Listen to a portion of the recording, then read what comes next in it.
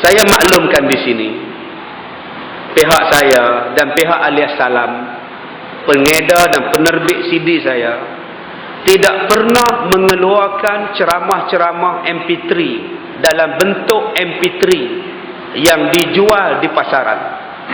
Itu adalah cetak rompak, dan pihak saya dan pihak Alias Salam tidak membenarkan sama sekali. Yang cetak rompak pun kami tidak benarkan, apatah lagi MP3 yang sekarang ini berleluasa. Jadi saya minta kepada pihak-pihak yang membeli, menjual dan menguruskan cetak rompak dan MP3, berhentilah. CD yang tuan-tuan beli, yang original, adalah untuk membantu dan menjadi dana yang penting kepada sekolah saya, Pusat Pendidikan Al-Barakah.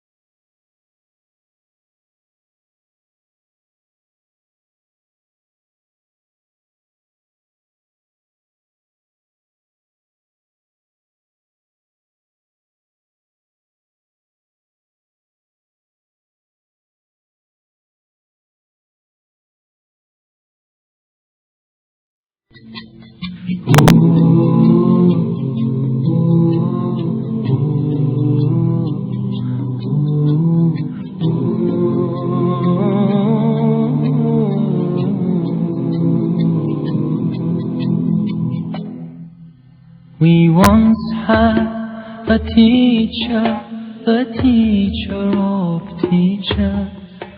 He changed the world.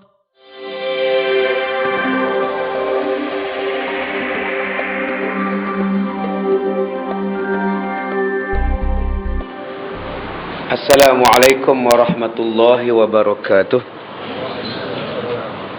Bismillahirrahmanirrahim. Alhamdulillahilladzi arsala rasulahu bil huda wa dinil haqq.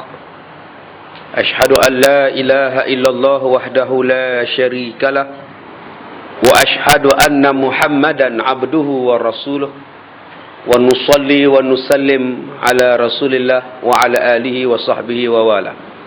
Terima kasih saudara pengacara majlis yang saya hormati, Tuan Haji Johari dan barisan ahli-ahli jawatan kuasa. Seterusnya, tuan-tuan dan puan-puan, mudah-mudahan dirahmati oleh Allah Subhanahu wa taala. Alhamdulillah, bertemu kita di masjid ini dalam satu majlis khas untuk anak-anak kita, meraihkan para remaja kita pada cuti sekolah ini. Saya pun dah lama tak datang ke masjid tuan-tuan ni. Ya, sirih pulang ke gagang. Lebih kurang. Ini bahasa kita ya. Terima kasih. Mudah-mudahan majlis kita diberkati oleh Allah Subhanahu wa taala. InsyaAllah pada malam ni kita akan membacakan tentang 10 manusia yang jahat perangainya. Ya, Nabi sebut, kata Nabi pada sahabatnya, ala ukhbirukum min syirarikum. Maukah aku khabarkan kepada kamu siapakah di kalangan kamu yang paling buruk perangainya? Yang paling buruk perangainya. Sahabat jawab, qalu bala ya Rasulullah, in syi'ta ya Rasulullah. Maka kata sahabat, silakan ya Rasulullah, kalau kau nak cerita pada kami, ceritalah ya Rasulullah. Maka kata Nabi, golongan yang paling jahat, kata Nabi, allazi yunzilu wahdah. Yang pertama kata Nabi, orang yang menzalimi diri dia sendiri. Wa yujallidu abdah. Dan yang kedua, ia menzalimi kepada hambanya. Wa yamna'u rifdah. Dan yang ketiganya, menghalang bila orang minta kepada dia. Ini 3 yang pertama, golongan manusia yang paling jahat. Ada 10, nombor 10 bawah sekali.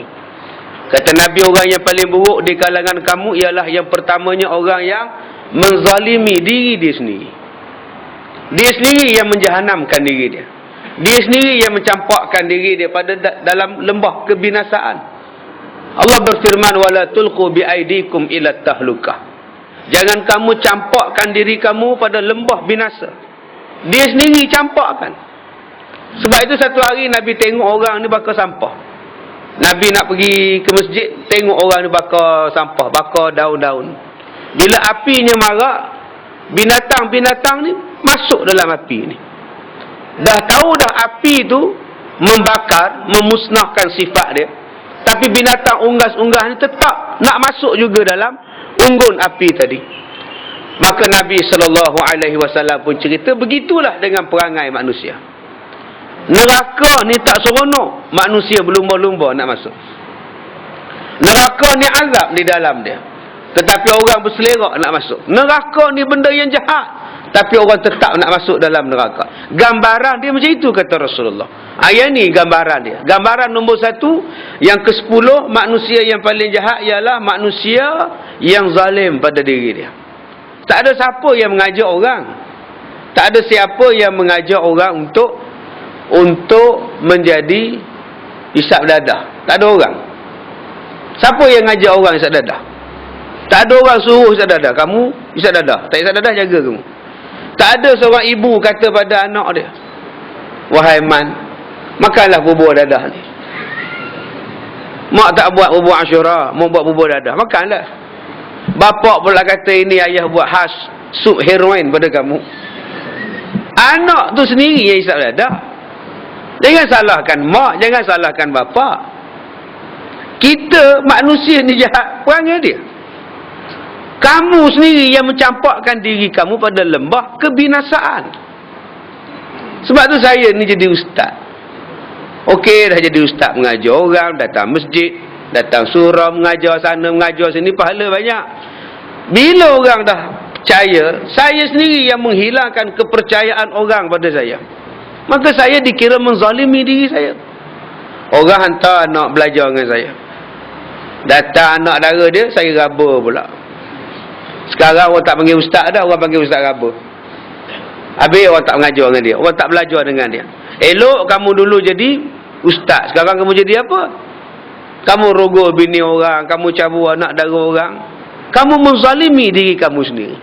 Elok dah kita ni ada package buat umrah. Bila orang bagi duit pada kita nak pergi umrah, duit kita dapat, orang tak dapat umrah. Hanya kepercayaan orang pada kita hilang. Siapa yang menjahanamkan? Yang menjahanamkan ialah diri kita sendiri. Allah Ta'ala berfirman, wa ma zalamahumullah walakin kanu anfusahum yazlimun. Allah tidak pernah menzalimi kamu. Kamu yang menzalimi diri kamu sendiri. Sebab itu tuan-tuan, kalau apa-apa benda berlaku pada kita, cuba kita cek, benda ni puncanya sebab apa? Jadinya benda tu sebab apa? Kenapa mak kaki? Udah nak potong. Sebab sakit. Sebab gula tak dikawal. Sebab ais krim 4 batang sehari. Lemang 10 batang. Tiap-tiap kali raya 10 batang lemang. Macam? Raya pula tiap-tiap tahun 10. Raya Islam, raya Hindu pun dia raya sekali. Tiap-tiap kali raya 10 batang lemang. Salah siapa? Bukankah dipesan pulut jangan makan? Sebab itu kalau kita ikut betul-betul ajaran agama kita bimbing kita jadi elok. Tapi banyak orang yang dia tak mau. Di hari kiamat, bila sampai di hari kiamat, dia tanya pada Allah, mana solat saya? Mana solat saya? Mana dia puasa saya? Mana dia sedekah saya? Pahala sedekah mana? Pahala zakat saya mana? Pahala haji saya mana? Bila dibuka tuan-tuan, tak ada pahala. Bila tanya, Pak, siapa saya tak ada pahala? Macam mana kamu nak ada pahala? Mulut kamu ngata pada orang. Macam mana nak diberikan pahala pada semayang? Lepas semayang, ngutuk orang. Tu macam mana nak dapat pahala? Kadang ngutuk Tok Imam. Lama gila Tok Imam ni. Letih aku jadi makmum. Mudah maki Tok Imam. Macam mana? Tok Imam pula maki ke makmum. Puak-puak ni bodoh. Lepas-lepas sembahyang terus belah. Doa lah dengan aku. Dia bengang sebab dia seorang je berdoa. Orang lain semua lari balik. Dia marah ke makmum, dah ngata ke orang. Bila ngata ke orang, pahala mengumpat. Pahala tak ada tuan-tuan. Mengumpat itu mengikis. Rasulullah kata mengumpat ini pisau cukur. Bukan cukur rambut kamu, kata Rasulullah. Mencukur pahala kamu. Jadi jangan kita marah pada Allah kalau di hari kiamat pahala kita hilang. Hilangnya pahala yang kita buat sekarang berpunca daripada dua. Pertama, daripada mulut, daripada lidah. Kedua, dengan sebab tangan. Ni, tangan ni. Mulut mengeluarkan kata-kata. Tangan menulis apa yang termaktub dalam hati. Yang ni yang menjadikan pahala kita lebur, pahala kita hancur, pahala kita dah pindahkan kepada orang lain. Dengan sebab satu, mulut mengata pada orang. Yang kedua, tangan sebab menyakitkan orang dengan tulisan, mencuri, merompak dan sebagainya. Jadi tuan-tuan, kita kena ingat, Allah Ta'ala menciptakan pada kita yang terbaik. Terbaik belaka dah. Apa yang Allah Ta'ala buat, itulah yang terbaik. Kita kena terima hakikat. Saya kata pada tuan-tuan banyak kali dah, bila Allah Ta'ala buat, bila Allah Ta'ala cipta, jangan komplain. Jangan sekali-kali komplain. Kita tak boleh komplain apa yang Tuhan jadi. Kenapa Allah jadikan banjir? Kenapa Allah jadikan ribut taupan? Yang pertama itu hak Tuhan. Yang keduanya ada hikmah di sebalik banjir itu. Ada hikmah di sebalik dia. Yang ketiganya Allah Ta'ala memberi peringatan pada kita. Kita di dunia ni tuan-tuan, tidak ada nilai harta benda kita. Sekali Tuhan turunkan ribut, habis segala tanaman. Sekali Allah hancurkan dengan banjir, tenggelam segala padi. Sekali Allah turunkan tanah jerlos, tidak ada nilai harta benda kita. Hari ini kita baca dalam surat khabar, kolam renang jerlos. Kita duk bangga rumah kita ada kolam renang. Dalam paper tu dia tunjuk gambar, dalam YouTube tu dia tunjuk kolam renang tu tenggelam ke bawah. Siapa yang nak mandi di kolam renang tu? Cuma angkat tangan.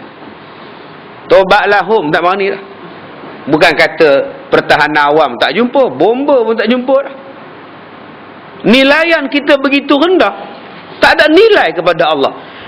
Dengan sekali tanah jerlih, tanah runtuh di kawasan kita, nilai tanah jatuh serta-merta. Jaga-jaga rumah kita. Sepon suruh berhenti pak. Baik. Rumah kita harga berjuta-juta. Berjuta-juta harga dia. Allah masukkan seekor ular. Semalam datang satu makcik minta saya pergi rumah, tolong cari ular rumah dia. Dia dah panggil bomba, bomba tak jumpa. Tanah awam datang, tanah awam pun tak jumpa. Ular katam tebu masuk kata Ustaz. Tolonglah Ustaz, makcik tak tidur balik di rumah. Tuan-tuan, kalau rumah tuan-tuan banglo, masuk ular tudung selah seekor. Dan ular tu pula tak jumpa sampai sekarang. Agak-agak tuan-tuan nak tidur di mana? Cerita. Cerita tak tidur di hotel. Bomba datang, tanah awam datang, siap bawa riset lagi. Bomba datang nak tangkap ular tuan-tuan, dia bawa riset, dia sembunyi ular tu. Itu cara paling mudah. Tuan-tuan, dulu orang siram dengan air panas, air hangat. Dijerangnya air, bunyi jeram baru nak siram pada ular tadi. Sekarang tak payah, bawa riset je. Begini je mana ular ni. Bila nampak ular, semua riset. Dia pun pening macam nyamuk juga. Pening ni ular. Masalah dia sekarang, ular tu tak jumpa. Selongkar almari, buka tilam, buka katil, buka tudung saji, buka peti air, tak jumpa. Sekarang tuan-tuan nak tidur di mana? Itulah nilaian dunia ni. Sebab itu kita jangan menzalimi diri kita sendiri. Sebab kalau Allah turunkan sesuatu balak bencana kepada kita, nilaian kita sangat rendah. Yang kedua, manusia yang paling buruk siapa dia? Manusia yang paling buruk kata Nabi ialah orang yang menzalimi hambanya, yang buat jahat dengan hamba dia. Jadi kita nak sebut di sini hamba dah tak ada dah. Yang ada pada kita ini ialah pasangan hidup kita. Jangan tuan-tuan anggap pembantu rumah tuan-tuan tu hamba. Kamu ada pembantu rumah Yung? Ada. Siapa? Neng. Saya ada pembantu rumah. Tidur pukul berapa bantu rumah? Pukul 1 pagi. Dia bangun 5 pagi. Kenapa tidur sekejap sangat? Saya bayar gajinya Ustaz. Hari Ahad buat apa? Hari Ahad saya panggil pak saudara saya, adik saya, kak long saya, abang long saya, datang bawa kereta, pembantu rumah basuh 10 biji kereta. Bukan sakat basuh. Saya nak suruh ke depan. Baik, sila-sila depan. Ramai lagi di bawah sana yang nak masuk tak boleh. Minta pada tetamu sila ke depan. Jangan takut, saya tak tanya. Depan lagi adik. Saya soal aja. Takut apa? Saya tak tanya, yang takut, insya-Allah. Baik, tuan-tuan. Yang pembantu rumah di rumah kita itu bukan hamba kita. Itu ialah pekerja. Dalam bahasa Arab kita panggil orang yang berkhidmat. Nama dia khadam. Tapi Pak Sepi Ramli menjadikan khadam ni benda yang rendah martabat. Sebab tu bila sebut khadam, orang tak suka. Ingat aku ni khadam kan? Sedangkan khadam ni maksudnya orang yang berkhidmat. Orang yang jaga tanah Arab, tanah Mekah dan tanah Madinah tu dipanggil khadamain. Orang yang menjaga dua tanah Arab. Maksudnya apa? Dua tanah haram, Mekah dan Madinah. Nama dia Raja Arab. Dia dipanggil sebagai khadamain. Orang yang menjaga dua tanah suci. Takkan hina kot. Khadam tidak hina. Khadam ialah orang yang bekerja.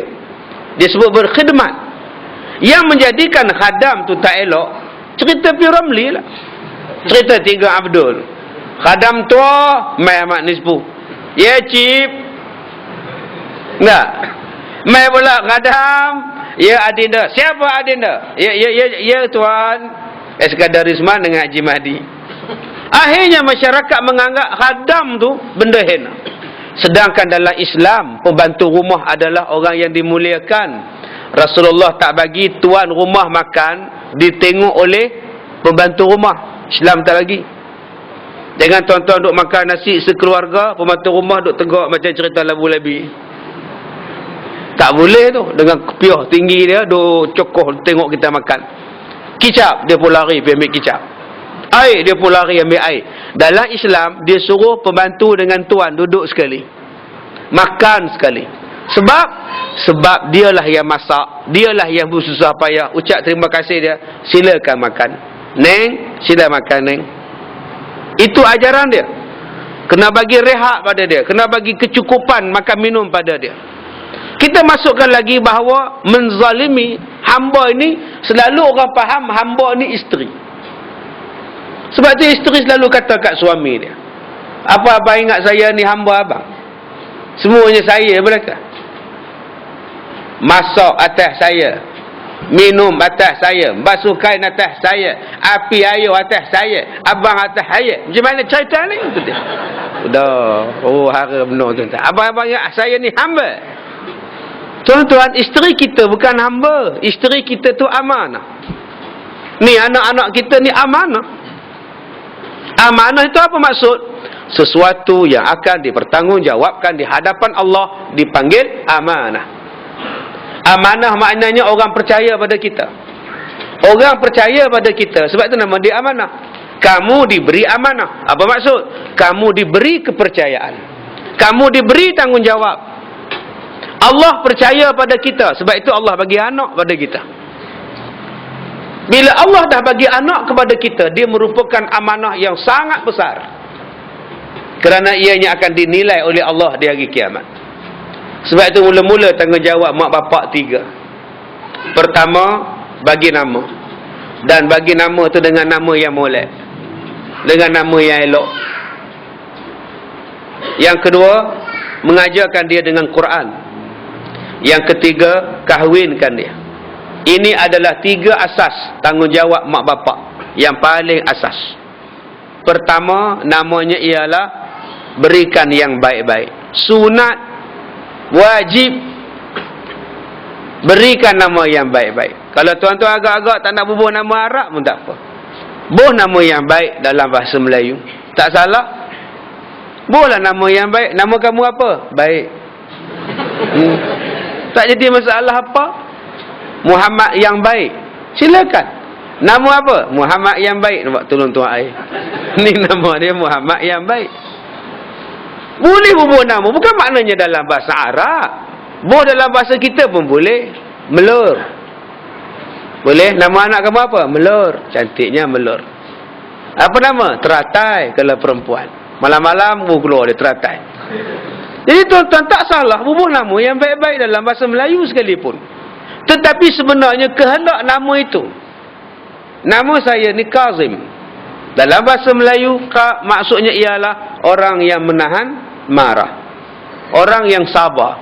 Maka mak bapak saya didik saya menjadi seorang yang penyabar. Sepatutnya. Jangan marah-marah. Ada pernah tuan-tuan tengok saya marah? Tak ada, sebab nama saya Kazim. Saya orang yang menahan marah. Cool. Cool brother. Relax je. Relax. Jam teruk. Jam gila tuan-tuan hari ni. Pun saya cool je. Saya tak marah. So bukan saya yang bawa. Saya yang tidur di belakang saja. Sebab tu saya cool. Kalau saya bawa belum tentu lagi. Jadi kalau kita didik nama anak kita Halimah, satu perempuan yang lemah lembut, maka tanggungjawab mak bapak maknanya ialah memberi adab sebenarnya. Itu maksud dia. Tanggungjawab kita ialah memberi adab. Nama dia ialah takdib. Cikgu di sekolah, nama dia ialah ta'lim. Tanggungjawab cikgu di sekolah mengajar. Namanya apa? Ta'lim. Tanggungjawab kita mak bapak memberi adab. Nama dia apa? Takdib. Takdib ini diberi ajar sejak bila? Sejak dalam perut ibu. Dalam rahim ibu sudah diberi adab. Bagaimana nak memberi adab? Mula-mula diajarkan dengan Quran. Pasang Quran. Pasang CD ceramah agama. Tak larat, tak mampu nak baca Quran letih, pasang CD Quran. Pasal apa? Memberi adab pada anak. Saya pernah jumpa dengan satu orang laki-laki. Dia kata, Ustaz, boleh ke isteri saya buat rebonding? Saya kata, boleh, harus. Tidakkah itu mengubah ciptaan Tuhan? Tidak. Tak boleh, tak dikira mengubah. Sebab dia tak mengekalkan. Biarlah di situ, nanti dia lama-lama dia kembang balik. Isteri dia, kerinting kata dia. Kerinting tu pula tahap Ultraman punya kerinting, Ustaz. Punya besarnya, Ustaz, kerinting dia. Saya takut. Malam pertama je balik buka-buka bilik je, tengok tu dia rambut. Abang lari dia, tuan-tuan. Bila tanya apa hela rambut kamu pelik benar, dia kata masa dia mak dia mengandung ke dia mak dia minat ke eliket. Ini bukan cerita bohong, cerita betul, tuan-tuan. Mak dia minat ku nantimu di pintu syurga, dia minat, tuan-tuan. Akhirnya dapat anak macam itu. Elek rambut dia, tuan-tuan. Boleh ke Ustaz? Boleh, pergilah buat rebonding. Tak salah. Bukannya haram rebonding ni buat. Pergi kedai orang Islam, pergi buat. Kalau tak ada orang Islam yang boleh rebonding, abang rebondingkan. Ambil iron, setrika rambut dia. InsyaAllah lurus elok rambut dia. Tuan-tuan, daripada dalam rahim kita dah takdib anak kita. Sampailah makan minum kita ketika kita bersama isteri kita, ketika isteri mengandung, semuanya mempengaruhi anak itu. Sehinggalah bila dia dibesarkan, apa yang kita buat? Dia mula-mula lahir, kenuri, kendara, semuanya mempengaruhi budak-budak. Yang paling mempengaruhinya ialah makan dan minum. Makan dan minum itu. Jadi tuan-tuan, saya cakap semalam ada satu soal jawab di Ipoh semalam. Ada satu orang tanya apa hukum ustaz ni berceramah di satu rumah pemimpin, yang pemimpin tu tak pernah dengar pun. Yang datangnya anak buah dia, apa hukum dia? Saya tak nak jawab sebab saya tukang baca soalan. Yang tukang jawabnya Ustaz Azhar, biarlah Ustaz Azhar jawab. Kalau saya jawab, saya nak sebut bodohmu. Nak sebut yang tu aja. Saya cakap pada tuan-tuan, 6 bulan dulu saya cakap pada satu MB. Saya kata, Datuk Seri, lesen babi ni haram. Lesen anjing ni pun haram. Lesen cukai hiburan, duty hiburan ni haram. Cukai tanah ni halal. Cukai pintu halal. Kalau boleh, asingkanlah. Akaun haram satu akaun, akaun halal satu akaun. 6 bulan dulu. 3 minggu lepas, dalam belanjawan negeri, dia dah umum. Tahun depan kita akan hasilkan pendapatan negeri yang halal satu akaun, yang haram satu akaun. Jadilah. Saya tak mau sebutlah negeri mana, kan jadi isu pula. Tapi saya cakap, kalaulah saya tidak berceramah di rumah mereka, adakah benda ini akan sampai? Itulah tanggungjawab pendakwah. Tanggungjawab pendakwah ialah bercakap. Lagi bagus bercakap pada orang yang boleh mengubah sesuatu benda. Macam saya bercakap pada tuan-tuan, tuan-tuan nak ubah apa? Di mana boleh mengubah? Tak mampu mengubah lagi. Sebab tu saya pergi bercakap pada orang yang ada kuasa. Bila dia ada kuasa, dia mampu mengubahnya. Itu tujuan saya dakwah. Tapi setengah orang dia tak faham. Dia dah nampak benda tu. Dia tak nampak peluang yang saya boleh bercakap besar pada dia. Sebab itu manusia yang bijak ialah manusia yang bercakap dengan orang yang mampu membuat. Orang yang mampu mengubah dia. Kalau saya bercakap soal macam ini pada anak-anak tuan-tuan, apa dia boleh buat? Nak mengundi lagi 20 tahun. Saya cakap pada demo-demo ni, adik-adik, cukai ni haram, patut kita hapuskan dia. Anggur dia. Apa dia boleh buat? Tobatlah dia menung, tuan-tuan. Cuba saya cakap pada orang yang ada kuasa, Datuk Seri, haram Datuk Seri. Dia nak ikut, dia tak nak ikut, tu dia punya pasal. Tapi tanggungjawab kita buat. Kita doa, mudah-mudahan terbuka pintu hati dia. Bila dia umum, saya rasa Masya Allah, Alhamdulillah, Barakallah, Alhamdulillah, syukur pada Allah Ta'ala. Inilah nama dia dakwah. Jadi kita kena dakwah pada anak, pada peringkat sekarang. Dakwah bukan jauh-jauh kita kena pergi. Memadailah kita dakwah pada keluarga kita. Dakwah pada isteri kita. Dakwah pada suami kita. Ada orang cakap pula, dia kata, Ustaz, saya nak ngajak isteri ke masjid. Berat sangat Ustaz dia nak ikut. Nak bawa anak-anak pun susah sangat Ustaz. Boleh tak saya pasangkan CD Ustaz dalam kereta, dalam rumah? Boleh. Tapi kawan saya cakap, Ustaz, tak boleh dengar CD sebab tidak berguru. Dia kata kena menghadap guru. Saya kata nak menghadap guru macam mana? Isteri awak tak nak datang. Anak awak jauh sekali. Bagilah dia dengar. Itulah kawan saya cakap. Ilmu tu tak berkat. Ilmu tu tak betul. Sebab tak berguru. Saya cakap, bukankah Nabi ada cakap, jadilah kamu 4 orang. Pertama, orang yang mengajar. Tak boleh jadi orang mengajar, jadilah orang yang belajar. Kalau tak boleh jadi orang yang belajar, jadilah orang yang mendengar. Kalau tak boleh jadi orang mendengar, jadilah orang yang suka kepada 3 yang di atas. Mengajar, belajar, mendengar dan suka. Jangan jadi orang yang nombor 5, yang benci pada semua orang ni. Ni, kita sekarang duduk dalam kelompok mana? Cicita. Nombor 1, nombor 2, nombor 3, nombor 4. Yang mengajar? Tidak. Yang belajar? Ya. Yang mendengar? Ya. Yang suka? Ya. Jadilah. Ustaz, saya duduk yang nombor 5. Neraka kamu. Jadilah, jangan jadi orang yang benci. Orang yang benci ni tuan-tuan salah besar. Dia benci kepada orang yang mengajar. Masya Allah, subhanallah. Imam Syafi'i tu tuan-tuan, tok guru dia Imam Maliki. Tok guru dia, bila dia tidur malam, dia tak nak lunjuk kaki dia ke rumah tok guru dia. Dia lunjuk ke sini. Sebab tak gamuk kaki dia menghadap ke rumah tok guru dia. Bukan lunjuk kaki, rumah tu jauh, menghadap tak sanggup, takut hilang barakah. Kita sekarang apa penyepak muka tok guru, melekat 5 jari sini. Macam mana cerita ni? Adab berguru tu tuan-tuan, salah satu adabnya ialah jangan duduk di tempat guru mengajar. Ni kerusi ni, jangan pergi duduk. Ini untuk tok guru tuan-tuan duduk. Tuan-tuan selama duduk duduk cokoh sini. Buat. Tu nama dia tak berkat. Hilang keberkatan ilmu. Tak hormat. Termasuk adab berguru ialah jangan panggil guru dengan nama guru. Nama dia apa? Syekh Fuad. Panggil dia Syekh Fuad. Jangan panggil Fuad. Ada malam ni Fuad datang mengajar? Tak adalah barakah tuan-tuan. Tuan-tuan panggil dia Fuad aja. Yelah ustaz, dia tu bayar cucu saya. Jadi kamu datuk dia lah. Lebih kurang gitu lah.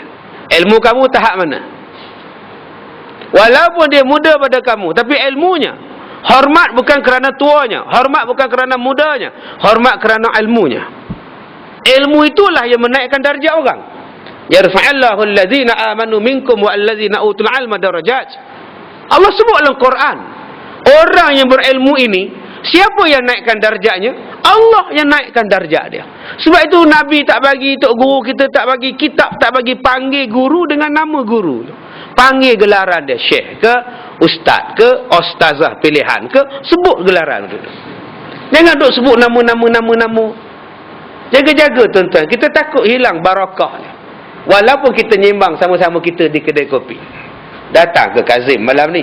Rasanya ada. Jadi juga. Kenapa? Kan aku dah cabut poster dia. Dia kata datanglah kata dia.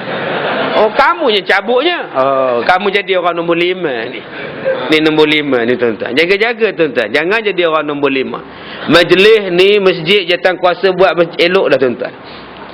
Nak bagi orang datang masjid, nak mengimarahkan masjid. Saya sebut pada tuan-tuan. Sekali malaikat naik, sekali malaikat turun, nama dia Mi'raj. Dia bawa rahmat, naik. Dia bawa rahmat, amalan kita dibawa naik. Dia repotnya. Kemudian turun lagi, bawa rahmat, naik lagi. Turun lagi, bawa rahmat. Ini sekarang ni, malaikat sekarang ni naik macam ini. Nama dia Ma'arij. Sekali turun, sekali naik, nama dia Mi'raj. Bila banyak-banyak kali, nama dia plural, dalam bahasa kita sebut, Ma'arij. Dia bawa ni. Al-Iman, Kemensah, semua nama naik. Cik Fahmi lawyer, naik nama dia. Malaikat bawa naik. Tulis jalan dia. Tuan Haji Johari sampai. Abang Man sampai. Masya Allah. Haji Bakar sampai. Tok Lebih sampai. Kak Tipah sampai. Tipah tertipu pun datang. Semuanya naik. Apa yang tuan-tuan buat ni semua malaikat catat. Abang Man menulis. Faisal menulis. Kak Pi'ah tidur. Semua naik ni tuan-tuan. Repotnya naik. Bercahaya Kemensah ni tuan-tuan. Kemensah ni bercahaya sekarang. Sebab majlis ilmu. Malaikat sekarang berkampung di atas kita. Mana ustaz? Tak nampak pun. Memang tak nampak. Sebab malaikat itu makhluk gaib. Yelah kalau ada, mesti ada ustaz. Makhluk gaib. Saya kalau saya tak nampak, saya tak percaya ustaz. Kafir kamu. Allazina yu'minuna bil ghaib. Percaya kepada benda gaib wajib pada kita. Bukan semua benda yang tak nampak itu tidak ada. Bukan semua benda yang ada itu nampak. Ada yang tidak nampak, termasuk malaikat, termasuk jin. Jin makhluk gaib. Sebab tu di tengah-tengah sekarang ni jin ada, setan pun ada ni. Tapi kita tak nampak. Ada setan duduk di mata kita. Dia nak nguap saja. Ada duduk di telinga. Di telinga sekarang ni setan bagi dengar cicak. Cicak dengar pun, bunyi pun dia cari. Mana cicak tu? Bunyi cicak. Dengar tuan-tuan. Bayangkan. Setan hasut pada kita. Hati tak tenang. Duk rabak kunci kereta. Dah kunci belum? Dah kunci belum? 1 jam ceramah duk fikir kunci je. Dah kunci belum? Dah kunci belum? Subhanallah. Apa jadi macam itu? Iblis dia di situ. Sebab tu tuan-tuan jangan mengikut iblis. Wala tattabi'u khutuwatis syaitan. Pelajar sambung. Innahu aduwwum mubin. Jangan kamu ikut tipu daya syaitan.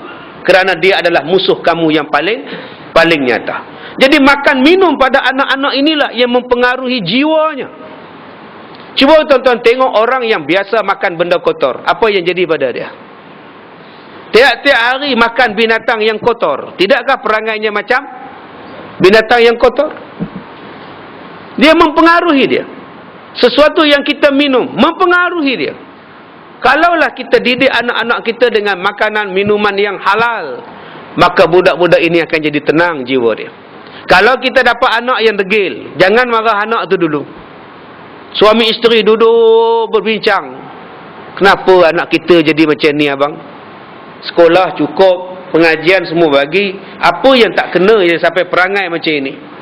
Cek dulu. Apa yang telah kita buat pada anak kita? Mungkin ada satu benda yang kita buat, yang kesan dia jadi pada anak. Mungkin kita pernah mengata pada anak orang. Memang makan minum cukup, sekolah bagus, tapi mulut kita pernah satu hari mengata pada anak orang. Anak dia degil, kepala batu anak dia. Sekarang kepala batu tu tukar pada kepala anak kita. Jaga-jaga. Kenapa anak kita ni bercerai abang? Suaminya bagus, kita cara dah bagus, kenapa bercerai juga? Pernah tak kamu suka dengan orang yang pernah bercerai?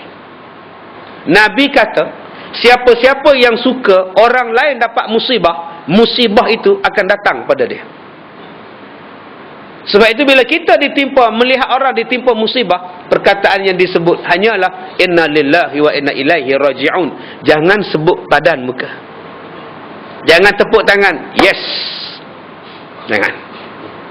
Dengar cerita yang dia jatuh motor. Yes. Tunggu besok kamu pula. Yang disuruh ialah inna lillah, bukan sebut yes.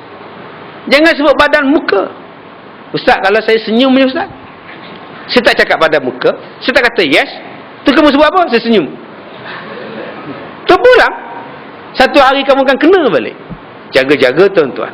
Sebab itu anak ni tuan-tuan, Masya Allah, merupakan satu anugerah. Bukan semua orang dapat anak. Ada yang datang jumpa saya, dia beli air Syafi saya, air 30 juzuk yang saya baca. Sekali beli sekotak, 2 kotak beli. Pembantu saya tanya, kenapa beli banyak ni pakcik? Dia kata, Alhamdulillah, anak saya kahwin 10 tahun tak adanya mengandung. Bila amalkan air ni, Alhamdulillah, dengan berkat gamaknya, sekarang saya nak bagi pada orang yang tak mengandung, minum air ni pula. Subhanallah, ada macam itu. Sebab tu saya sebut banyak kali, rezeki ni Allah bagi, anak ni Allah bagi. Kalau tak dapat, reda. Kalau dapat, syukur. Seorang suami balik beritahu pada isteri dia, kamu dengar ustaz cakap, dah Allah tak bagi anak kita, macam mana kita nak dapat anak? Reda lah. Isteri dia telefon saya balik, ustaz, memanglah rezeki anak itu rezeki Allah, Allah anugerah, tapi macam mana saya nak beranak, suami saya tak sentuh saya. Suami tak sentuh saya ustaz. Dia balik pada ceramah ustaz, dia kata, dengar ustaz cakap apa, dah Allah tak bagi, reda lah. Relax dia. Isteri ni bengang, macam mana Allah nak bagi, dia tak pegang saya. Tu dia pegang pula. Ni apa dah pegang? Ini pun payah juga tuan-tuan. Kan cakap lebih-lebih kan 18 SX pula bayar. Subhanallah. Bukan semua orang dapat anak. Ada yang dapat anak kahwin 12 tahun. Umur anaknya 2 tahun meninggal. Apa sebab meninggal? Dia reverse kereta, anak kat belakang. Mati anak dia bawah tayar kereta dia. Bayangkan berbelah-belah tahun kahwin, umur pun dah lebih, isteri pun dah lanjut usia dia, dah 40-an. Anak dapat 2 tahun, dia nak pergi beli barang, anak duduk kat belakang. Masya Allah, subhanallah. Macam mana perasaan hati kita? Diuji macam itu. Allah Ta'ala uji sungguh tuan-tuan. Kadang-kadang Allah ambil anak dia sekaligus. Adik jatuh dalam parit, abang terjun selamatkan adik, dua-dua lemas. Bayangkan, dah lah dua-dua anak laki-laki, dua-dua pula mati lemas. Ini adalah ujian pada Allah. Ada orang yang gugur 5 kali. Asyik mengandung gugur, asyik gugur mengandung. Tiap-tiap hari dia hantar mesej kat saya ni, ustaz tolonglah doakan saya, semoga kandungan saya sihat. Tiap-tiap hari naik cemuih saya tuan. Saya naik cemuih. Ustaz tolong doakan kandungan saya sihat, ustaz tolong doakan kandungan saya sihat. Yang mengandungnya bukannya saya, kamu lah doa. Apa yang saya berdoa pula? Naik cemuih saya, asyik malam Jumaat dia telefon, asyik telefon malam Jumaat, ustaz doakan ustaz. Maknanya dia nak sangat-sangat pada anak. Kita yang dah dapat anak, Masya Allah, nak dukung pun tidak. Nak pegang pun tidak, nak pujuk pun tidak. Saya pergi ceramah satu tempat, ceramah lepas isyak. Saya sampai saya nak ambil wuduk nak sembahyang isyak. Selalu dekat budak-budak yang duduk main dekat kaki lima masjid, berenda masjid yang ada tiang botol tu. Saya lalu dekat dia orang, tiba-tiba satu bunyi, satu macam benda meletup. Pup! Saya kalih belakang. Rupanya satu budak jatuh dalam longkang. Kepala di bawah, kaki duduk di atas. Bahu dia betul-betul sangkut dekat longkang. Saya sampai sekarang saya dengar lagi bunyi pup. Subhanallah. Saya pergi angkat, budak tu diam. Hello bro. Subhanallah, saya tengok dia punya kepala bengkak. Ya Allah, ya Tuhan. Lepas saya tu ambil serban tuan-tuan, duk nak bagi panas ni, nak tuam ni. Kesian tuan-tuan, bunyinya. Mana ayah kamu mana? Nak balik. Terus meraung. Nak balik. Abang dia datang pegang. Abang dia kata, jom, nak balik. Nak balik tak bangun juga. Diam situ. 15 minit kami buat tuan-tuan. Tanya dekat abang dia, mana bapak kamu? Bapak dia selama rok nyanda gitu tengok bapak dia. Bro. Kita pula dengan tok ketua kampung, tok imam duk jaga, takut kepala dia pecah. Bapak dia selama tengok. Lah saya kata, abang tengoklah anak ni. Baru dia datang. Tuan-tuan tahu dah ucapan apa yang dia datang pada budak tu? Tadi dia cakap, jangan panjat. Panjat juga. Astaghfirullahalazim. Inilah bapak misali tuan-tuan. Saya nasib duk saja tuan-tuan. Lepas ni tukar Y pula. Kita ni kalau marah, kalau geram, geli je. Lepas ni tukar Y pula tuan-tuan. Boleh dia cakap, tadi aku dah cakap jangan panjat, aku nak panjat. Rasalah. Abang, dia sakit, dukunglah dia. Baru dia nak dukung. Bawalah pergi klinik, pecah kepala ke apa benda terhantuk, darah beku ke apa ke, dia muntah ke, dia pening ke, bawalah. Sebab itu tuan-tuan, Allah bagi benda ni, rahim ni Allah bagi pada perempuan. Sebab tu orang perempuan ada rahim. Orang laki-laki tak ada rahim, walaupun namanya Abdul Rahim. Namanya Abdul Rahim, Abdul Rahman, dua-duanya bagus nama dia. Tapi rahim tetap Allah bagi pada orang perempuan. Sebab jiwa penyayang, jiwa kasih, jiwa tu Allah bagi. Kejiwaan itu bagi pada mak dia banyak. Sebab tu mak didik anak. Kalau bapak mengamuk, mak ni ambil anak buat lari dulu. Ni yang di Pulau Pinang ni, bapak 27 tahun. Disepaknya anak dia yang umur 9 bulan. Bukan penyepak, sepak. Satu nama dia sepak, ini dia sepak. Satu lagi penyepak, di bawah tu. Tuan-tuan boleh bayang dah anak kena sepak umur 9 bulan. Adakah itu lawan bapa umur 27? Jatuh tunggang langgar anak, bapa ni pergi ambil anak, dia buat smackdown pula. Subhanallah. Tuan-tuan smackdown bapa dia pula. Bila isteri dia nak selamatkan anak dia, anak bapa sepak pula isteri dia pula. Hanya kerana tak nak tidur, anak menangis. Nak tidur, letih ke maknya, anak menangis. Dia sepak anak dia. Dia hempuk anak dia. Subhanallah, Masya Allah. Jahatnya bapa. Sebab itu mak ni baik, insyaAllah. Rahim tu. Dia kandung. Dia tahulah. Dengan sebab dia susahnya kandung anak tu. Saja-saja nak sepak anak dak lah. Sebab itu Allah bagi, bukan kata rahim tu pada orang perempuan. Sifat bentuk perempuan tu pun nak cerminkan baiknya perempuan. Baiknya mak. Sebab tu orang perempuan ada pinggang, kemudian ada pinggul. Senang dukung anak. Tak melurut ke bawah. Sidai kain pun senang. Sangkut kat pinggang je. Sidai elok je. Anak tak jatuh tuan-tuan. Orang laki-laki dia tak ada pinggang. Dia straight cut. Masya Allah, subhanallah. Apa nak jadi ni tuan-tuan? Perangai manusia buruk macam ni. Yang cucuh api rokok ada. Yang jahat. Cucuh api rokok dalam ashtray lah. Ini pergi cucuh belakang anak. Isap rokok pergi cucuh belakang anak. Melompat budak lah. Bila mati budak ni, doktor sahkan budak ni kena dera dengan macam-macam deraan. Ada yang pijak anak umur 2 tahun setengah, duduk di atas anak dia, dipijaknya, dihenyaknya anak tu. Subhanallah. Ini tuan-tuan manusia yang Nabi kata laisa minni, bukan umat aku. Laisa minna, bukan daripada kami. Kalau Nabi dah tak, Nabi kata bukan umat aku orang yang dera pada anak ni, orang yang tak kasih pada budak ni, nak mengaku umat siapa? Nak mengaku umat siapa kalau Nabi kata bukan daripada kami orang-orang yang tak kasih pada budak-budak? Masya Allah, subhanallah. Sebab itu tuan-tuan, berikan nama yang baik. Bila berikan nama yang baik, didiklah dia dengan akhlak, nama dia takdib. Baik, sampai bila kita nak didik anak? Sebelum umurnya 7 tahun. Didik anak dengan adab umur 7 tahun. Bila dia masuk sekolah umur 7 tahun, tugas mendidik bertukar kepada cikgu. Nama dia ialah mengajar. A, B, C, D, E, 1, 2, 3, 4. Tapi sekarang bila mak bapak tak ajar adab, cikgu kena banyak kerja di sekolah. Anak-anak jadi belagak, anak-anak jadi melawan, anak-anak tak hormat pada cikgu, anak-anak ini jadi sombong, anak-anak ini jadi degil.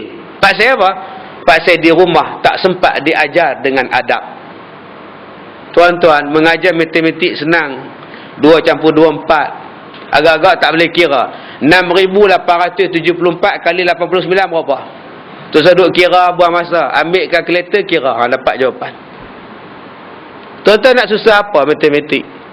Tuan-tuan dulu kau belajar matematik penek kering otak duk fikir. Lah guna tak matematik tu? Tak guna.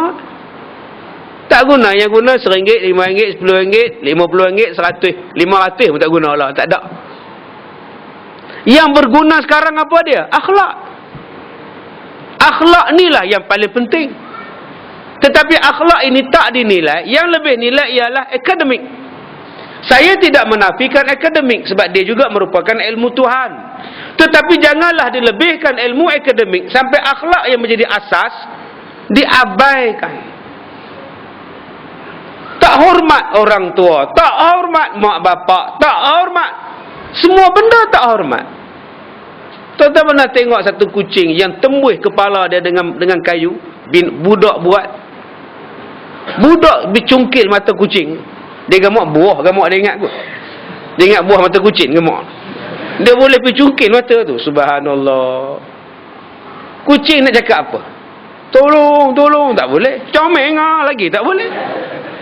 Tapi dia boleh buat apa lah. Budak boleh buat. Pasal apa ni?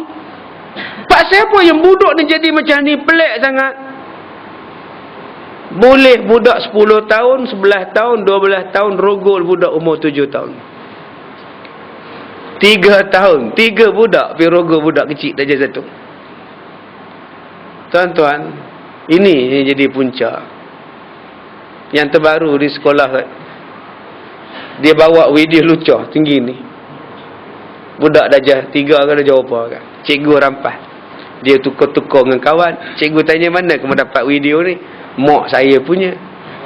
Mak kamu janda ke isteri ke? Mak dia janda. Mak saya ada 2 saya ada 2 bapa. Mak saya ada 2 laki tadi. Masya Allah. Mak dia ada 2 suami. Kejap suami lain balik. Siang besok suami lain pula datang tadi.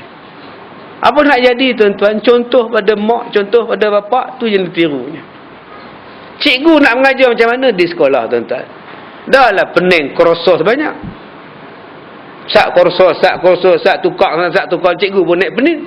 Tiba-tiba pening dengan masalah akhlak anak yang sepatutnya diselesaikan sebelum angka 9 atau 7 tahun. Sebab tu Nabi kata, ajar anak kamu pada usia 7 tahun. Alimu auladakum bis-salah. Dia kata, ajar pada anak kamu semayang pada umurnya berapa? 7 tahun. 9 tahun, 10 tahun tak semayang, pukul. Ada mak bapak yang rotan pun tidak ada di rumah dia. Rotan pun tidak ada. Baru ni saya buat kursus cuti sekolah. Ada 200 lebih pelajar sampai. Ada satu bapak dia kata, ustaz ni anak saya ni tingkatan 4. Semuanya ada ustaz. Tak hormat saya, tak hormat mak, pukul mak pun pernah. Ustaz tolonglah didik anak saya ni bagi elok. Saya kata kalau mak dia yang memberanakkan dia pun dia pukul. Kalau saya gamak-gamak macam mana? Saya tengok badan dia ragam besar begini, tengok. Saya mengajar, dia relax macam ni tengok. Saat dia tengok ke depan, tengok ke tepi, ke sepak budak ni lagi. Dia buat nohin je tuan-tuan. Kita kata bangun, dia duduk. Kita kata duduk, dia bangun. Jenis kutu kepala otak keras ni jenis. Nak kata apa tuan-tuan? Nak kata apa? Kita nak sepak dia. Dia bukan pelajar kita. Dia cuma camp cuti sekolah. Mana boleh tampar dia? Kita tak boleh body touch, body language boleh tak? Tak boleh. Kita kata bangun. Dia tengok dulu. Kenapa tak bangun? Dia tengok, ya Allah tuan-tuan. Tak apa dia ni. Pening kepala kita. Ini kena masuk penjara. Biar warden ajar. Biar warden dalam penjara ajar tuan-tuan. Baru dia tahu. Sebab tu tuan-tuan, anak-anak tuan-tuan ni buatlah lawatan. Buat lawatan ke penjara. Jangan penjara kosong, penjara ada orang. Minta Haji Johari hantar surat. Lawatan sambil belajar. Kanak-kanak ke Mensahai. Buat 40 orang. Rombongan Cik Kiah ke penjara. Tengok dalam penjara macam mana rupa bentuk penjara. Baru dia tahu. Saya pasal saya masuk penjara sebab tu saya tahu. Bukan sebab saya merompak. Sebab saya ceramah. Saya melawat tengok. Satu penjara saya pergi tuan-tuan. Mandinya dalam kolah air daripada sini sampai sana. Bukannya pakai apa? Selama rok mandi. Bila saya masuk, pegawai dia kata, tunduk! Pop! Tunduk. Nampak kepala kat kolah air tu. Baru tahu. Nak, seronok lah Ustaz. Dia seronok. Diliwat je kamu kan, hancur kamu kan. Di situlah berak, di situlah makan, di situlah tidur. Kalau duduk dengan orang hak bersih tak apa, kena yang berkudip. Kena yang berkudip, berdenir, darah keluar, air bisa keluar sini ni. Yang kudir dia kaki, yang hisap dadah ni tuan. Tuan-tuan ingat masuk penjara ni kulit lembut-lembut macam kita. Kita tak apalah guna fair and lovely. Oil of ulam lembut dalam tangan kita. Demo oil ulam apa? Tak ada ulam-ulamnya. Tunjuk ke anak-anak kita ni. Di situlah berak duk mencangkung di situ. Yang lain tutup mulut, tutup hidung. Bau macam-macam, bunyi macam-macam. Tuan-tuan ingat seronok ke dalam penjara ni? Ustaz, makan free Ustaz? Memanglah makan free. Tapi azab dia dengan lipah dia, dengan nyamuknya, dengan tikus dia. Cuma penjara Malaysia ni cantik sikit. Tikus tak ada. Kalau penjara luar negara, memang dia boleh tikus. Malam-malam memang lepas tikus duduk situ, digigitnya. Ini tuan-tuan, kita kena lihat. Tapi kadang-kadang kita duk tunjuk hak seronok pada budak-budak. Kita tak bawa pada mereka ni pengalaman. Menghargai, mensyukuri nikmat. Kita tak tunjuk gambar-gambar yang menakutkan. Bagi mereka insaf. Tuan-tuan, sampai dah masanya tuan-tuan punya masjid ni kena buat skrin. Kalau kuliah maghrib tak ada, buat ceramah agama, pasang skrin. Sampai dah hari Jumaat, pasang skrin. Tiap-tiap kali imam baca khutbah, pasang skrin, turun. Sebelum sembahyang Jumaat, tunjukkan gambar macam-macam. Tunjukkan gambar di Afrika. Nikmatnya kita di Malaysia. Di Afrika nak minum air mineral ni tak ada. Kena kobek punggung lembu.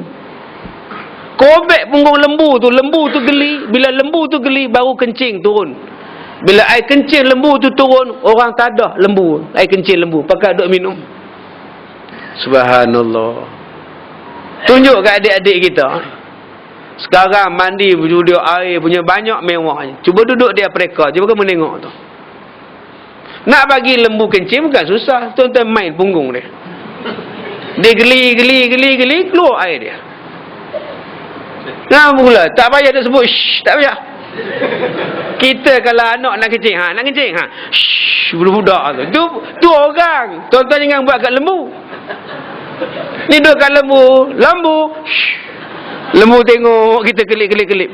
Demo nak bagi kencing, lembu pegang punggung lembu. Dijolok je dalam punggung lembu, air kencing pun keluar, minum tuan-tuan.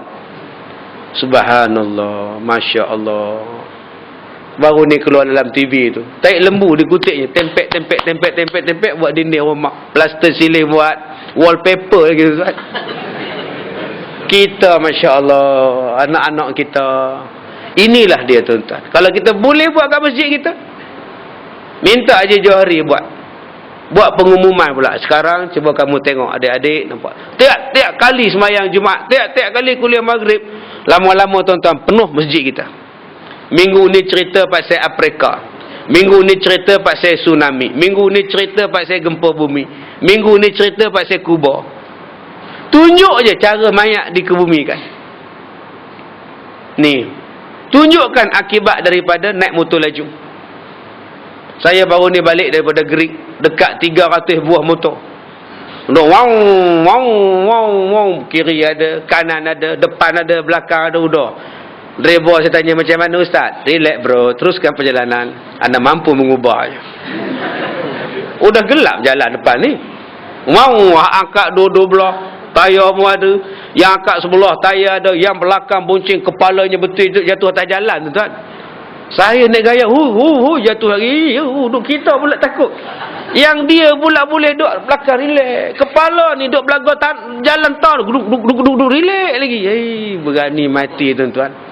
Ini kalau ngantar keciknya Afrika, Afghanistan, Selatan Siam cantik ni. Semangatnya sangat berani. Tapi sayang, dia buat di jalan raya je. Sayang tuan-tuan. 300 tak kurang lah. Masya Allah. Kalau boleh trafik setakat seorang tu lari boleh tu. Baik aku belah. Dia pun takut. 300 gelap tempat tu. Jadi ini yang kita kena ubah tuan-tuan. Nombor satu, memberi adab. Dan memberi adab inilah yang sangat susah. Tetapi ianya menjadi senang bila tuan-tuan berikan makanan yang halal kepada mereka. Berikan makanan yang bersih kepada mereka. Yang keduanya, berikan didikan agama yang cukup pada mereka. Berikan pelajaran agama yang cukup pada mereka. Sebab Nabi kata dah, may yuridillahu bihi khairan yufaqihu fiddin. Siapa-siapa yang nak jadikan baik, berikan dia faham tentang agama.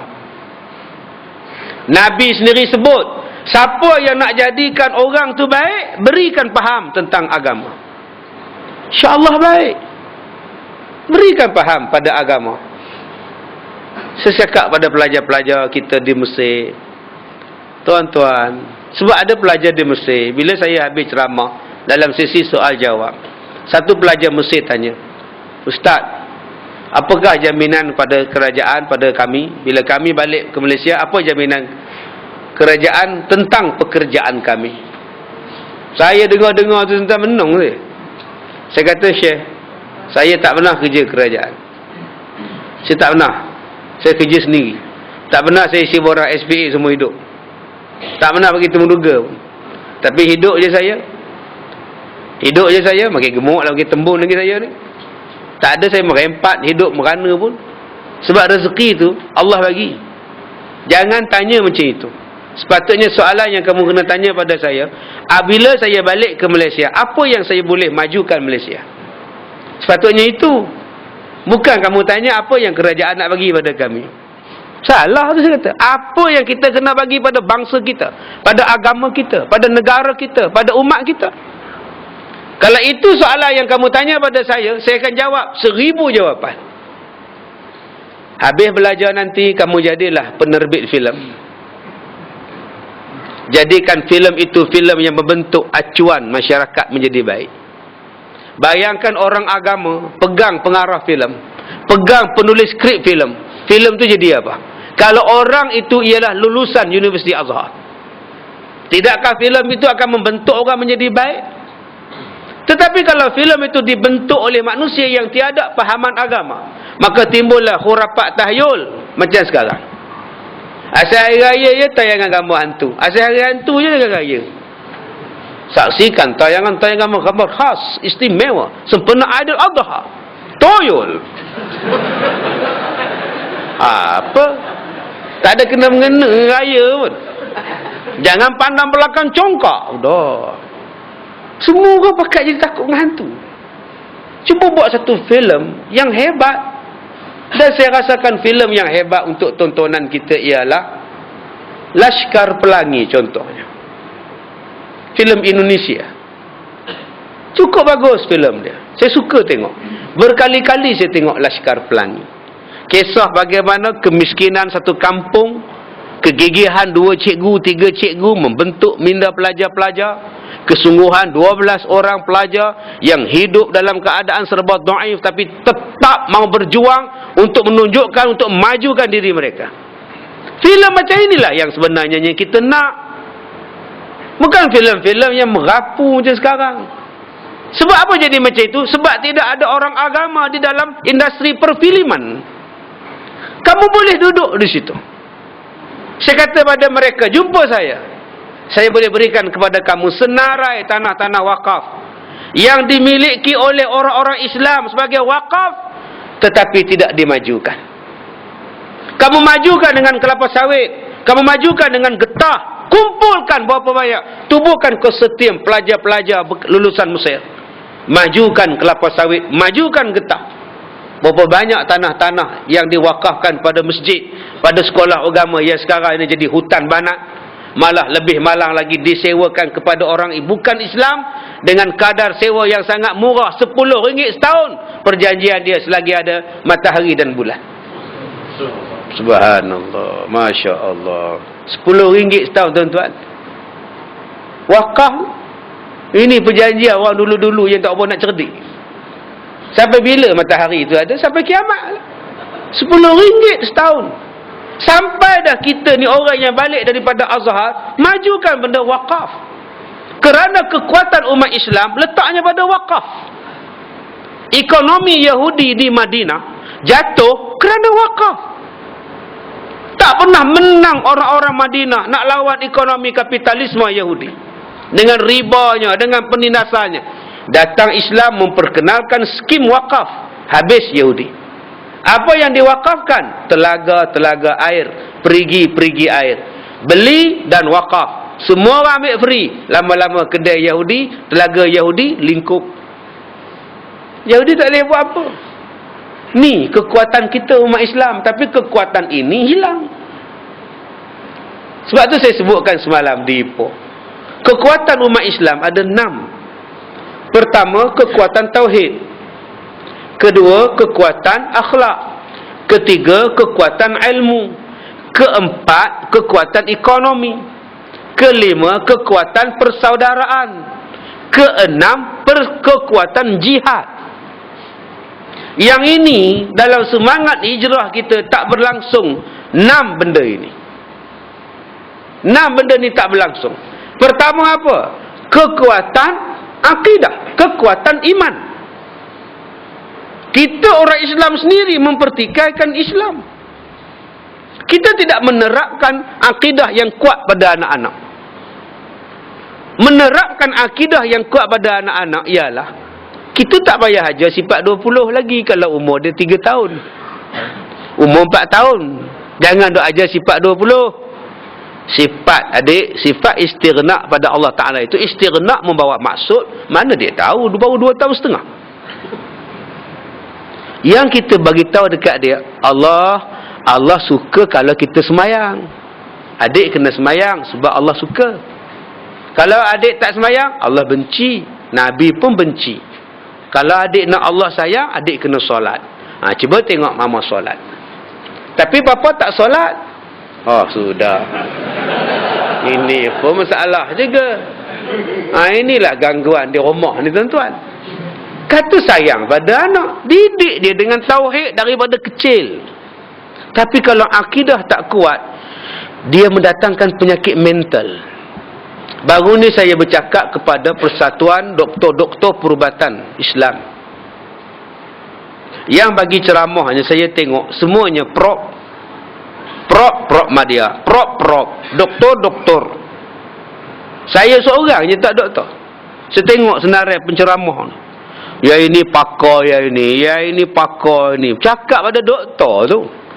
Doktor tuan-tuan. Masya Allah, hebat gila. Profession yang paling dipercayai dalam Malaysia, dalam masyarakat, profession doktor. Doktor lah orang yang paling orang percaya. Cuba tuan-tuan buat kajian. Apa kata survey? Survey akan menunjukkan orang yang paling dipercayai ialah doktor. Sebab tu doktor bersyukur orang percaya. Doktor ni kata apa pun orang percaya. Betul. Satu lelaki-lelaki datang, doktor menung tengok dia. Geleng kepala. Doktor macam ini. Pesakit tu dah takut dah. Begini. Ini nazak bunyi ni. Kita dah buat kajian daripada sampel air kencing awak tu. Kami dapati awak sah mengandung. Oh, sudah. Doktor kata laki-laki mengandung. Percaya tak laki-laki tu? Tobat lahum dia percaya. Ha? Betul doktor? Ini laporan kita. Ini laporan ni. Nampak ni. Dia tunjuk pula BP lah, lab apa semua dia ada belakang. Memang awak kena terima hakikat lah. Balik rumah diam dia. Tak cakap apa. Makan tak lalu, TV tak tengok, anak bising tak boleh, kucing menyau tak boleh, ayam kokok sepaknya ayam. Maklumlah dia mengandung. Mana dia percaya? Doktor cakap. Subhanallah. Tertukar sampel air kencing dengan orang rumah dia. Doktor pergi tulis, silap tulis tuan-tuan. Profession yang paling orang percaya ialah doktor. Profession kerja yang kedua, yang paling manusia orang percaya ialah cikgu. Cikgu nombor 2. Paling orang percaya. Cikgu ni cakap apa pun. Sebab itu budak-budak di sekolah balik ke rumah, cikgu cakap macam ni. Mak dia kata 2 campur 2 4. Cikgu kata 5. Cikgu pun bodoh macam kamu juga ni. 2 campur 2 4. Cikgu kata 5. Tak ada tuan-tuan. Cuba tengok budak-budak sekolah, tuan-tuan tengok. Kamu boleh hari Sabtu pakailah t-shirt, pakai seluar PJ, baju t-shirt, tak apa. Cikgu kata pun sekolah. Dah baju kamu kotor, kau faham tak? Basuh lah. Nak basuh macam mana, elektrik tak ada tu dia. Cikgu nak macam tak nak, dia nak cikgu je tuan-tuan. Itu profession yang nombor 2. Daripada 10 kajian yang paling hebat, inilah dia. 10 pekerjaan yang paling dipercayai. Nombor 1, doktor. Nombor 2, cikgu. Nombor 10, ahli politik. Ahli politik bawah sekali. Kata nak selesaikan, tak selesai juga. Tahap orang tu.